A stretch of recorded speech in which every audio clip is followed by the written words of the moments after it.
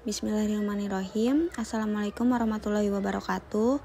Kami dari kelompok 6 yang beranggotakan Eva Miranda, Fernaldi Wahyu, dan Dea Rianti dengan dosen pengampu Abdullah Mubarok di mata kuliah Akuntansi Keuangan Lanjutan 2. Di sini kami akan menjelaskan bab 8 akuntansi untuk pajak penghasilan. Yang pertama, prinsip-prinsip akuntansi untuk pajak penghasilan. Ketentuan pajak sebagaimana diatur dalam pasal 4 ayat 4 Undang-Undang KUP menyatakan bahwa pengisian SPT tahunan pajak penghasilan oleh wajib pajak diwajibkan melakukan pembukuan harus dilengkapi dengan laporan keuangan berupa neraca dan laporan laba rugi, serta keterangan-keterangan lain yang diperlukan untuk menghitung besarnya penghasilan kena pajak, PKP. Tujuan utama pelaporan keuangan fiskal adalah menyajikan informasi yang digunakan sebagai bahan menghitung dasar pengenaan pajak terutang. Laporan keuangan komersial maupun laporan keuangan fiskal masih memiliki beberapa keterbatasan seperti: pertama, laporan keuangan yang disusun bersifat historis. Yang kedua, lebih banyak menekankan hal yang bersifat material. Dan yang ketiga, penggunaan estimasi dan berbagai pertimbangan dalam menyusun laporan keuangan. Prinsip dasar akuntansi. Yang pertama, cost principle.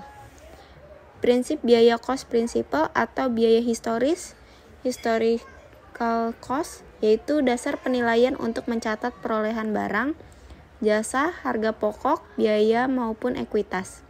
Sehingga yang paling pokok adalah penilaian yang didasarkan harga pertukaran pada tanggal perolehan barang. Yang kedua ada revenue principle.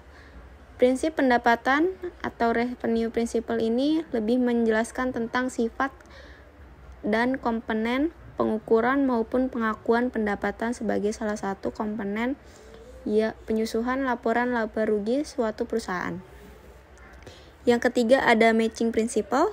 Prinsip dasar pemadam atau penandingan matching menjelaskan masalah pengaturan pembebanan biaya pada periode yang sama dengan periode pengakuan hasil, sehingga hasil akan diakui dalam periode menurut prinsip dasar pengakuan hasil, sedangkan biaya dibebankan sesuai periode tersebut.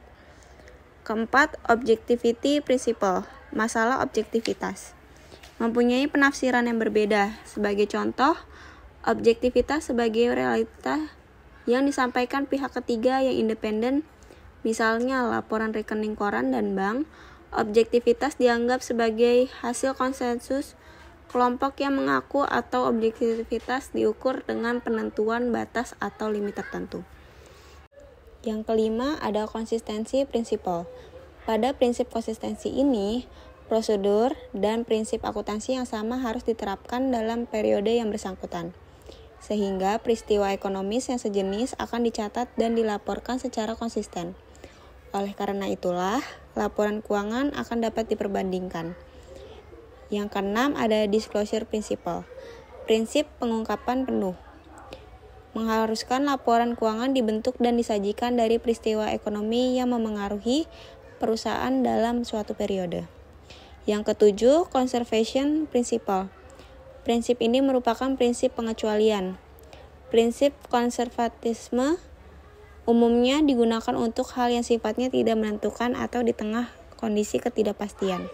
Yang kedelapan ada materiality principle. Seperti prinsip konservatisme, prinsip materialitas juga termasuk dalam pengecualian. Accountants International Study Group memberikan pengertian materialitas sebagai persoalan pertimbangan profesional penting. Pos-pos tertentu harus dianggap material bila pengetahuan tertentu dianggap secara wajar menimbulkan pengaruh bagi pengguna laporan keuangan.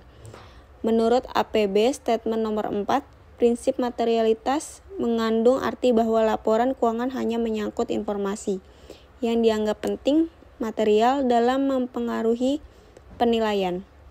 Yang kesembilan, uniformity and comparability principle. Prinsip ini menekankan pada keseragaman dan dapat diperbandingkan, yang merupakan salah satu tujuan yang hendak dicapai dalam penyusunan prinsip akuntansi. Yang di sini ada yang B, aset dan liabilitas pajak tangguhan. Menurut Amandemen PSAK 46, dalam pengakuan aset pajak tangguhan dan liabilitas, pajak tangguhan memiliki perbedaan temporer kena pajak, yaitu seluruh perbedaan temporer kena pajak diakui sebagai liabilitas pajak tangguhan, kecuali perbedaan temporer kena pajak yang timbul dari yang pertama ada pengakuan awal goodwill, atau kedua pengakuan awal aset atau liabilitas dari transaksi yang bukan kombinasi bisnis dan pada saat transaksi tidak mempengaruhi laba akuntansi atau laba kena pajak atau disebut rugi pajak, dan pada saat transaksi tidak menimbulkan perbedaan temporer kena pajak dan perbedaan temporer dapat dikurangkan dalam jumlah yang sama. Di sini ada jurnal untuk mencatat timbulnya aset pajak tangguhan. Keterangannya di sini di debit ada aset pajak tangguhan dan di kredit pendapatan pajak tangguhan. Untuk jurnal mencatat timbulnya kewajiban pajak tangguhan, di sini ada beban pajak tangguhan di debit dan yang di kredit kewajiban tangguhan pajak. C. Valuasi aset pajak. 1. Subjek pajak, perusahaan dapat melakukan penilaian kembali aktiva tetap perusahaan untuk tujuan perpajakan, dengan syarat telah memenuhi semua kewajiban pajaknya sampai dengan masa pajak terakhir sebelum masa pajak dilakukannya penilaian kembali.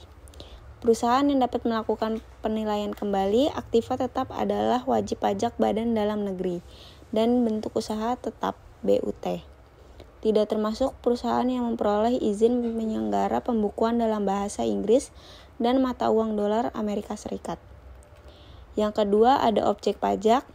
Penilaian kembali aktiva tetap perusahaan dilakukan terhadap A. Seluruh aktiva tetap berwujud termasuk tanah yang berstatus hak milik atau hak guna bangunan.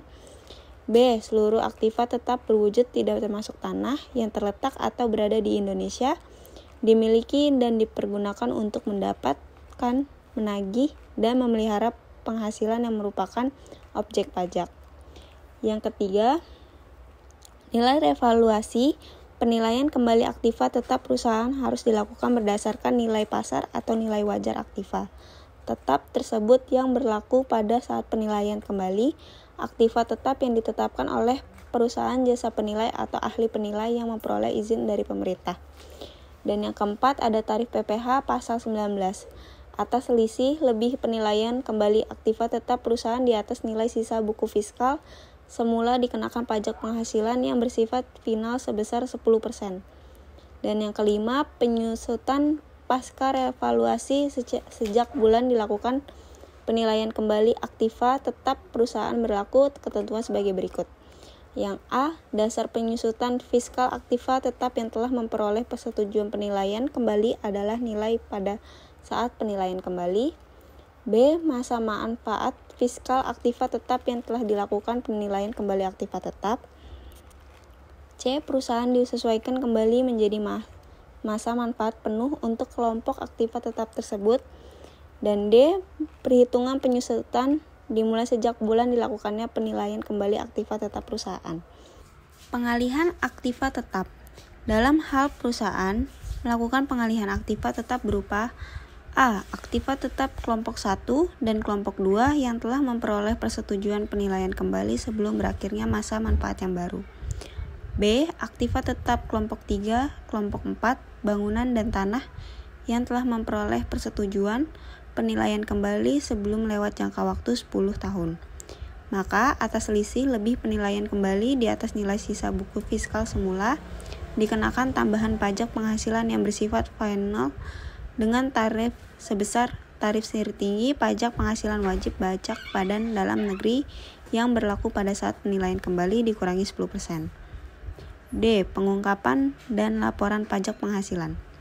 Surat pemberitahuan yang selanjutnya disebut SPT adalah surat yang oleh wajib pajak digunakan untuk melaporkan perhitungan dan pembayaran pajak, objek pajak dan bukan objek pajak, harta dan kewajiban sesuai dengan ketentuan peraturan perundang-undangan perpajakan. Surat pemberitahuan tahunan pajak penghasilan yang selanjutnya disebut SPT tahunan. PPh adalah SPT PPh untuk 1 tahun pajak atau bagian tahun pajak yang meliputi SPT tahunan orang pribadi dan SPT tahunan badan. Jenis dan bentuk SPT.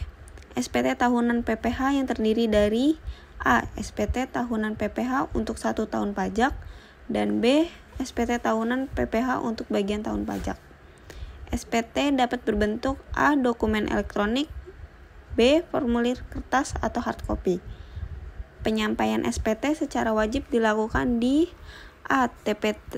TPT tempat wajib pajak terdaftar, atau B. tempat lain berupa layanan pajak di luar kantor yang disediakan KPP atau KP2KP, tempat wajib pajak terdaftar.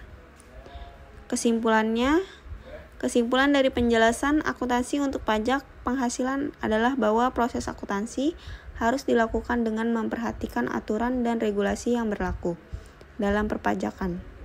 Hal ini meliputi pengakuan pendapatan, pengeluaran, serta penyesuaian lainnya sesuai dengan ketentuan yang telah ditetapkan oleh otoritas pajak terkait. Tujuannya adalah untuk memastikan bahwa laporan keuangan yang disusun mencerminkan kewajiban pajak yang sebenarnya, serta memenuhi persyaratan hukum yang berlaku dalam perhitungan dan pelaporan pajak. Sekian penjelasan dari saya mengenai akuntansi penghasilan pajak. Kurang lebihnya mohon maaf. Wassalamualaikum warahmatullahi wabarakatuh.